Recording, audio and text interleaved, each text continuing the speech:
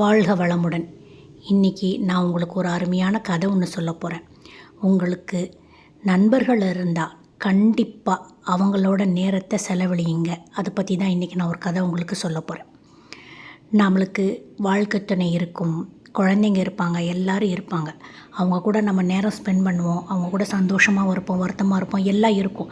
ஆனால் கூடி நமக்குன்னு சில ஃப்ரெண்ட்ஸ் வச்சுக்கணும். அது எந்த ஃப்ரெண்ட்ஸாக இருந்தாலும் சரி, ஸ்கூல் டே ஃப்ரெண்ட்ஸாக இருந்தாலும் சரி, இல்லை நெய்பர்ஸ் ஃப்ரெண்ட்ஸாக இருந்தாலும் சரி, வாக்கிங் ஃப்ரெண்ட்ஸாக இருந்தாலும் சரி. ஆனால் நாம் நம்ம நண்பர்களோட ஒரு டச்சிலே இருக்கணும். அது நமக்கு ஒரு மகிழ்ச்சியையும் நமக்கு வாழ்க்கையில் ஏற்படக்கூடிய டெப்ரெஷனையும் பயங்கரமாக குறைக்கும். நான் ஒரு கதை சொல்கிறேன் கேளுங்க. ஒரு 4 நண்பர்கள் இருந்தாங்க. எப்போனாக்கா அவங்க ஃபர்ஸ்ட் ஸ்டாண்டர்ட்லேருந்தே ஃப்ரெண்ட்ஸு. ஒரு 10th படிக்கும்போது அவங்க ரொம்ப க்ளோஸு. அப்போது எல்லோரும் சேர்ந்து 10th படிக்கும்போதெல்லாம் டீ கடையில் இந்த கடையில் சாப்பிட்றதெல்லாம் செய்வாங்க இல்லையா, அவங்கெல்லாம் சேர்ந்து ஒரு ஹோட்டலில் சைக்கிளில் பறந்து போய் சாப்பிட போனாங்க. அந்த 4 பேரை 1 2 3 4னே நம்ம வச்சுக்கலாம்.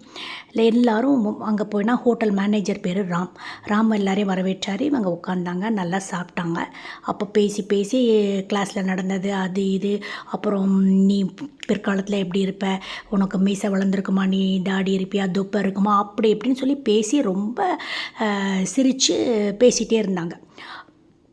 அப்புறம் அவங்க என்ன முடிவு பண்ணினாங்கன்னா, 35 இயர்ஸ் கழித்து திரும்பி நாம் இதே பிளேஸில் மீட் பண்ணலாம். அப்போ நாமெல்லாம் எந்த லெவலில் இருக்கோன்னு நாம் தெரிஞ்சுக்கலாம் அப்படின்னு சொன்னாங்க. நான் என்ன சொல்கிறேன், இந்த கதையில் அவங்க 35 இயர்ஸ் கழித்து மீட் பண்ணுறது கூட கொஞ்சம் நிறைய நாள் எடுத்துக்கிட்டாங்க. அப்படி இல்லாமல் அடிக்கடி அவங்க மீட் பண்ணியிருந்தா இந்த கதையோட எண்டில் நான் ஒரு முடிவு வரும், அந்த முடிவை தவிர்த்து அவங்க இன்னும் சந்தோஷமாக இருந்திருக்கலாம். அதை பற்றி நம்ம இப்போ பார்க்கலாம். அடுத்து என்ன பண்ணாங்க, அப்படி ஒரு முடிவு பண்ணிவிட்டு அவங்க 4 பேர் சாப்பிட்டுட்டு போயிட்டாங்க. அப்போ ராம் சொன்னார், 35 இயர்ஸ் கழித்து நான் இங்கே இருந்தோம்னா உங்கள் மீட்டிங்கில் ஜாயின் பண்ணிக்கிறேன். அதே மாதிரி நாட்கள், வாரங்கள், மாதங்கள், வருடங்கள் எல்லாம் உருண்டோடின. கடைசியில் பார்த்தா 35 இயர்ஸ் கழித்து நம்பர் 1 உள்ளே என்ட்ரார்.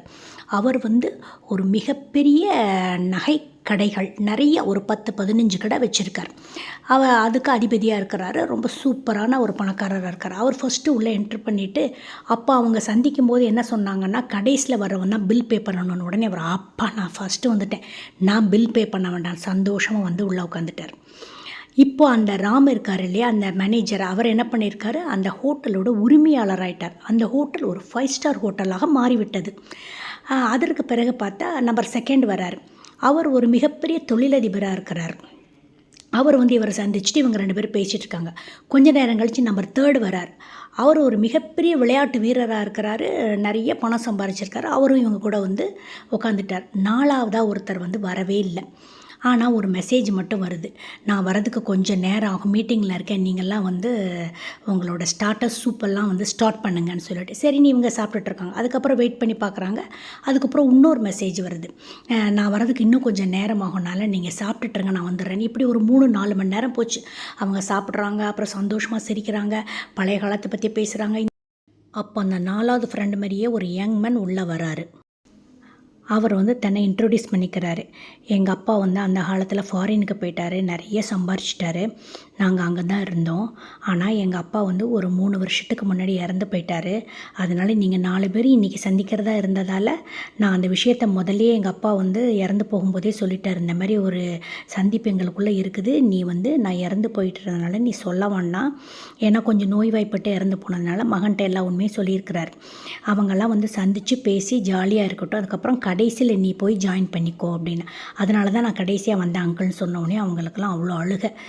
அப்புறமா சரின்னு சொல்லிவிட்டு அப்புறம் இந்த பையனையும் பார்த்து இந்த பையனை ஹக் பண்ணிவிட்டு எல்லோரும் சந்தோஷமாக பேசி சிரிச்சிட்டு அதுக்கப்புறமா பிரிஞ்சு போயிருக்காங்க. நான் என்ன சொல்ல வரேன்னா, இவங்க 35 வருஷம் கழித்து சந்திக்கணும்னு எடுத்த முடிவு நல்ல முடிவு தான். ஆனால் அதையே அவங்க 2 வருஷத்துக்கு ஒருக்க சந்திச்சுக்கலாம் அப்படின்னு ஒரு முடிவு எடுத்திருந்தா கூடி அவங்க இன்னும் நிறையா என்ஜாய் பண்ணியிருந்திருப்பாங்க, இன்னும் நிறைய பேசியிருப்பாங்க, இன்னும் நிறைய அவங்களுக்குள்ளே ஷேர் பண்ணியிருந்திருப்பாங்க, அவங்க இன்னும் மகிழ்வாக இருந்திருப்பாங்க, நிறைய டெப்ரெஷன் இல்லாமல் சந்தோஷமாக இருந்திருப்பாங்க இல்லையா. அதனால் நாம் நம்ம நண்பர்களோட எவ்வளவுக்கு எவ்வளோ க்ளோஸாக இருக்கமோ அவ்வளோக்கு அவ்வளோ நம்ம ஹாப்பியாக இருக்கலாம். அதனால் நீங்கள் உங்கள் நண்பர்களை விடாமல் பிடிச்சிக்கோங்க. அடுத்து ஒரு சூப்பரான பதிவில் உங்களை நான் சந்திக்கிறேன். அது வரைக்கும் காத்துக்கிட்டுருங்க. இது மாதிரி சூப்பரான கதைகள்லாம் உங்களுக்காக நான் சொல்லிக்கிட்டே இருப்பேன். பாய்.